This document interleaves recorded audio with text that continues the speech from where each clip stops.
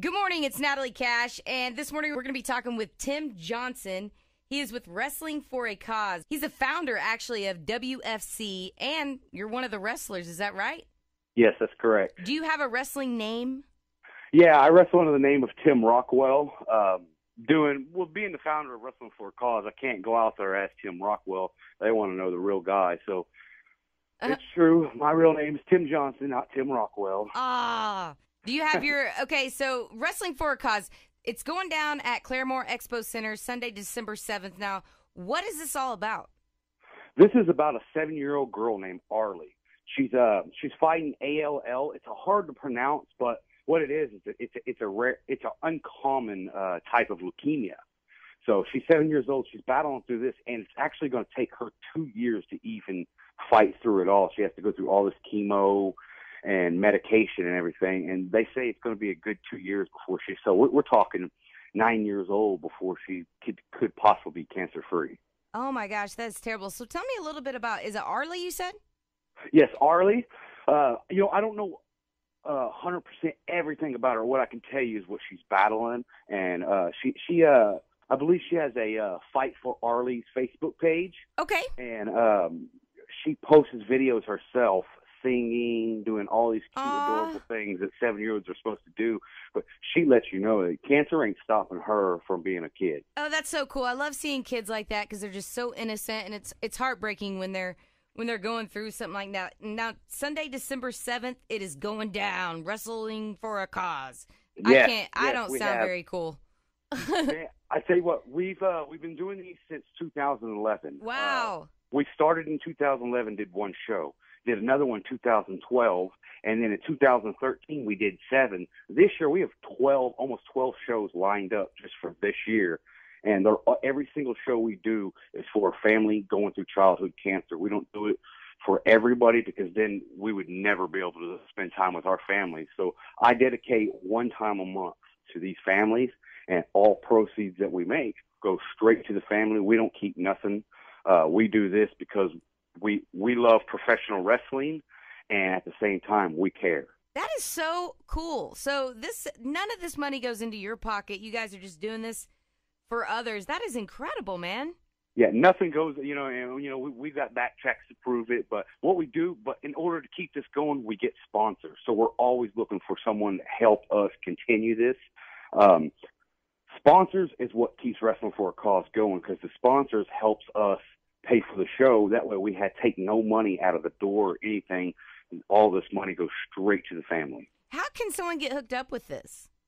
All they got to do is email me at tim@wfccharity.com.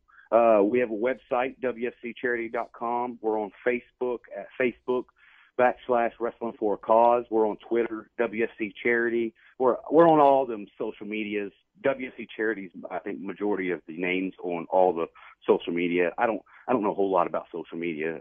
We have a team that takes care of that. That's cool. It's okay, man. So December 7th, doors open at 1:30. Bell time is 2:30. It's family friendly. $5. That's it, just to come in, and they have a silent auction. Now, during the wrestling, now tell me what it's about. I've been to a WWE Raw at the BOK. Is it? I'm assuming the arena's not that big as the BOK, but is it a lot like that?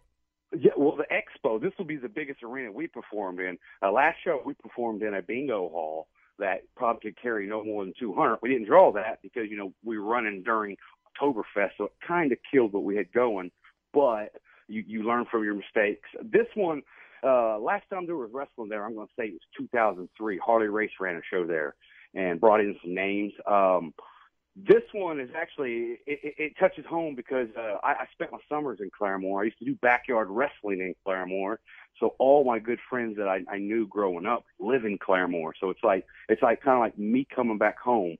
It's going to be different than It's the same concept of WWE, except for we try to stay more away from a soap opera and give you pure entertainment. We got some of the best wrestlers from Oklahoma, Kansas, Missouri, Arkansas, and Texas coming in for this event. And in the main event, you're going to have 2 guys that used to be best friends that now are enemies, Mr. Nasty versus John Cross for the Mr. Hometown Nasty. Championship. Mr. Nasty, he's a good character. I'll tell you about Mr. Nasty. He started probably about 3 years ago.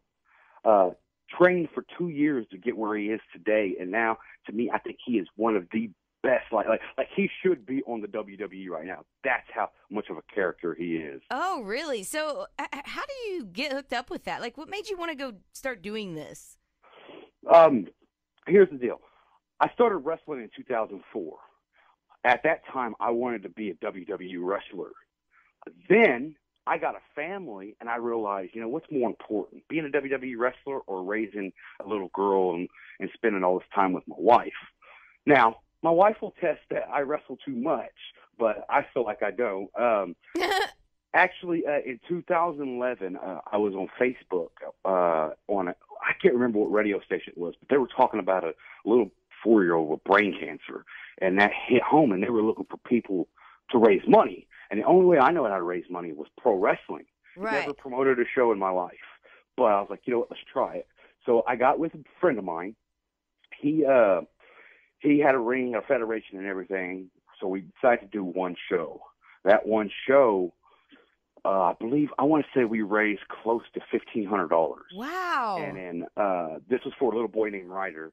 And he's the reason why Wrestling for a Cause is what it is. It's because without Ryder, there would never be a Wrestling for a Cause. So we did that one show. It did great, helped him out. He went into remission.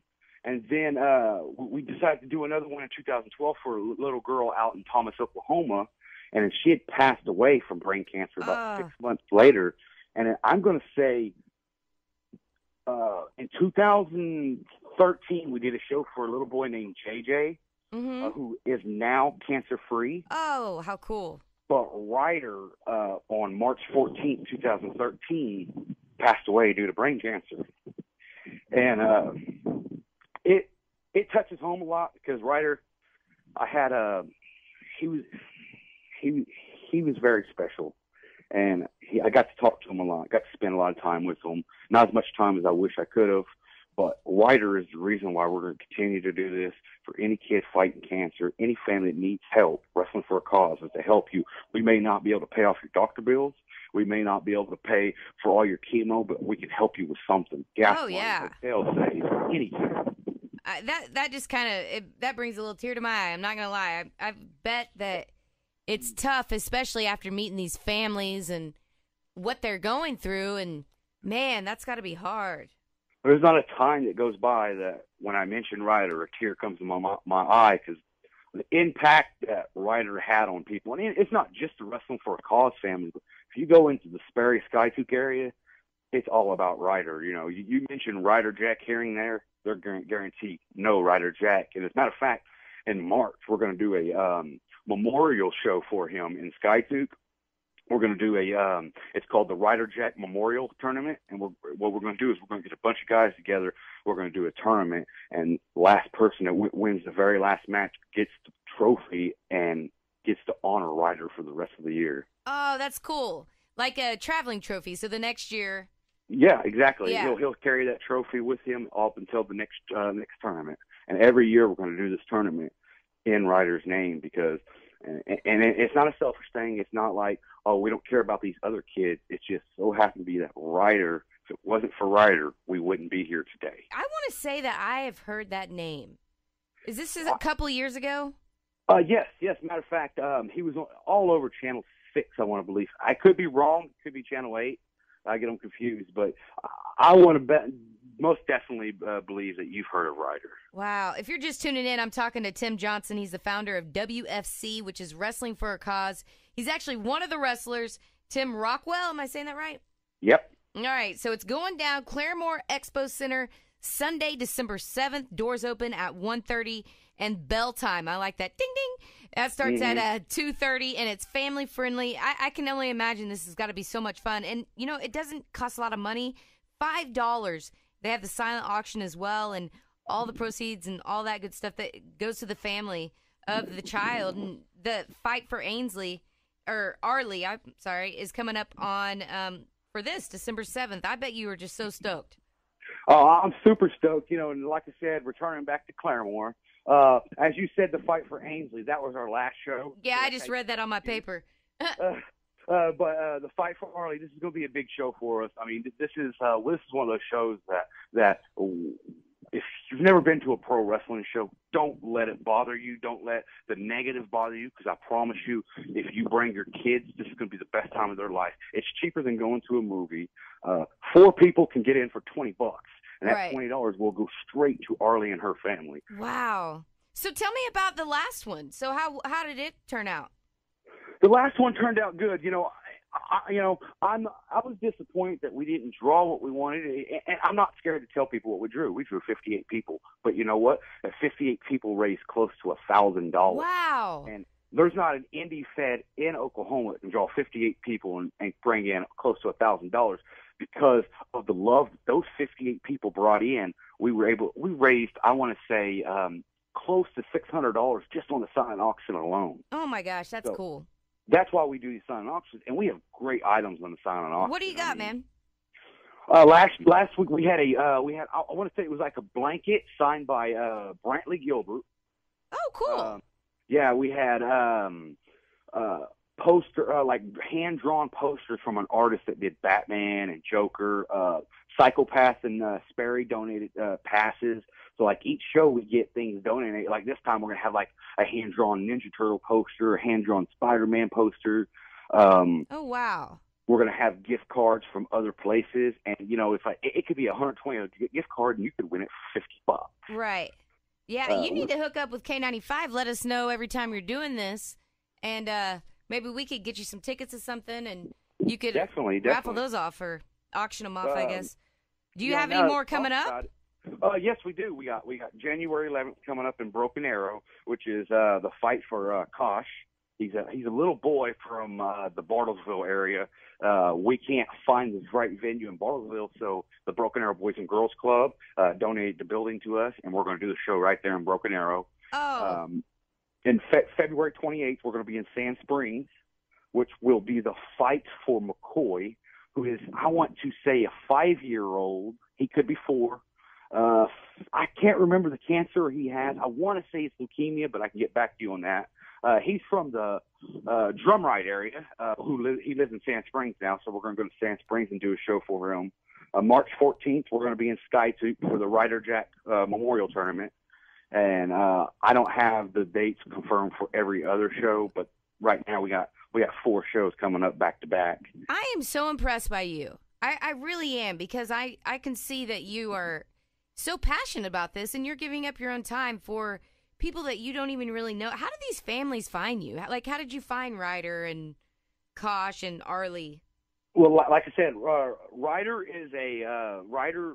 I met Ryder through Tom DeClue. Tom DeClue gets me the majority of these shows. Tom's a big spokesperson for childhood cancer here in the Tulsa area. He's also a doctor, a chiropractor out in Skytoop, and he puts more time into this than I could imagine. Like if anybody could pick who their hero was, other than mine being these childhood cancer patients, mine's Dr. Tom. He's an inspiration, and as I go back and say, without Ryder, there wouldn't be a Wrestling for a Cause. But in reality, too, without Tom, there would never have been a Wrestling for a Cause. Tom's actually gotten me, I want to say, 5 of my last shows came from Dr. Tom. But, we get emails all the time. I go to childhood, I go to the walks. I try to go to the children's hospital. I give them my brochures. I let them know, because, I don't want people thinking I'm some kind of charity case, because I'm not a charity case. What I am is a father and a husband that couldn't imagine what they're going through. So it's like, if something ever happened like this to my family, I'd like a guy like me to step up and help my family. Man, I commend you, dude. I really do. I'm talking to Tim Johnson. He's the founder of Wrestling for a Cause and one of the wrestlers in Claremore Expo Center. You guys need to go to this and help out Arlie, the fight for Arlie. It again, December 7th, doors open at 1:30, family friendly. Bring the kids, can you bring pets? No pets. I'm kidding. No. It's just only in case, because I'm not familiar with the expo. I ain't gonna lie. Last one did bring a dog. Oh wow, okay, but seriously, guys, don't bring your pets. I was joking, but the silent auction's there. It's only $5 to get in, and it's for a great cause. Tim, Thank you so much for spending some time with me this morning. No problem. Thank you.